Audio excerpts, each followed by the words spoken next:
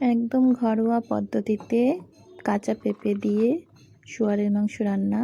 তো প্রথমে পেঁয়াজ রসুন আদা কেটে সেটাকে পেস্ট করে নিতে হবে। ভালো করে পেস্ট করে নেওয়ার পর শুয়োরের মাংসটা কিন্তু আমি আগের দিনই ভেজে রেখেছি, তাহলে এটা খেতে ভালো লাগে। তো ভেজে রাখা শুয়োরের মাংসতে পেঁপে কেটে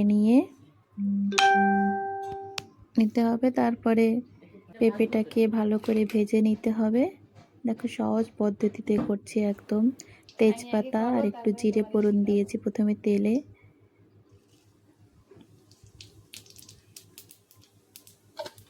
তারপরে সেই তেলের উপর আমরা পেঁপেটা দিয়ে ভেজে নেব। সুন্দর করে লাল লাল করে পেঁপেটা ভেজে নিতে হবে। যত সময় না পেঁপেতে রং আসে, ভাজা রং, তত সময় পেঁপেটা ভাজতে হবে, তাহলে খেতে ভালো লাগবে। কাঁচা পেঁপে সরাসরি মাংসতে দিলে কিন্তু খেতে ভালো লাগবে না।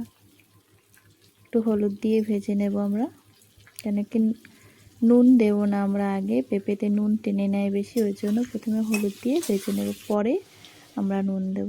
তারপর পেঁপেটা নামাবো না, ওর মধ্যেই সরাসরি আমরা যে আদা রসুন আর পেঁয়াজের পেস্ট ছিল সেটা দিয়ে ভেজে নেব।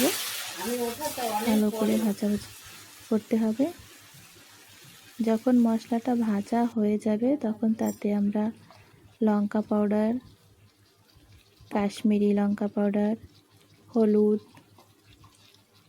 দিয়ে তারপর আরও ভালো করে আমরা ভেজে নেব।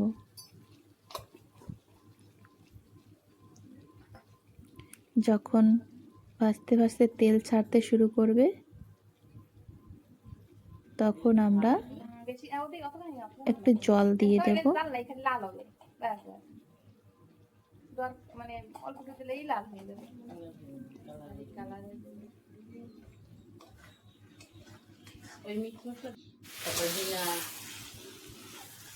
দেখো সুন্দর ভাজা প্রায় হয়ে গেছে।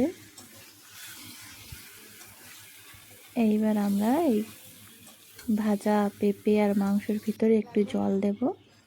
জল দিয়ে সেটাকে ভালো মতো ফোটাবো।